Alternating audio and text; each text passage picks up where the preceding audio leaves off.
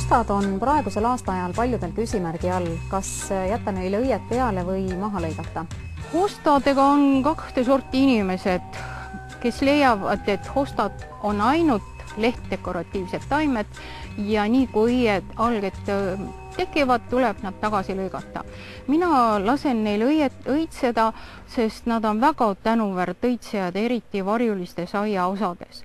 Aga õigel ajal tuleb muidugi kiiresti ära lõigata need ära õitsenud viljad, nagu kõik teisedki püsililled, mis nii kui nad lõpetavad õitsemise, tuleks tagasi lõigata. Näiteks seesama rotkersia, mis siin rõõmustas kaua aega oma õiega ja alguses need viljaalged olid ka veel päris dekoratiivsed, aga nüüd on aeg sellest oksast loobuda ja teda küllaltki sügavalt tagasi lõigata.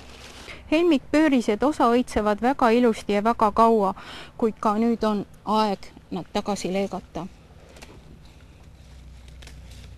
Koos ära õitsenud rootsudega lõikame ka tagasi näotud lehed. See põud on neile halvasti mõjunud. Võtame halvad lehed ära ja katsume neid kasta ja väetada.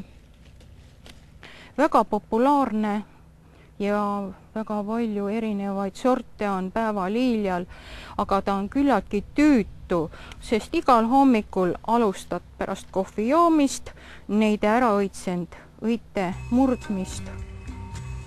Uuematel sortidel nad vahel kaovad nagu ise ära, aga enamusel tuleb nad siiski noppida ära. Kuidas teha toestamisi? Püsililled, suured võimsate õitega kipuvad sageli lamanduma ja vajuma eelmisele lillele otsa, mis siis lausa käpuli kukub.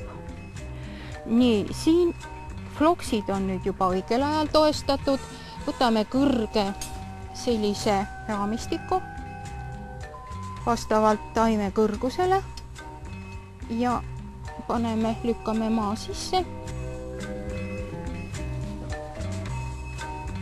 Aga siin on mul üks hästi kõrge ängelhein ja seda ma toestan küll igal aastal.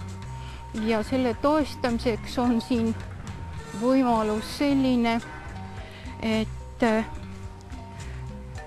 ta toetub puunajale ja tal on selline pehme lai side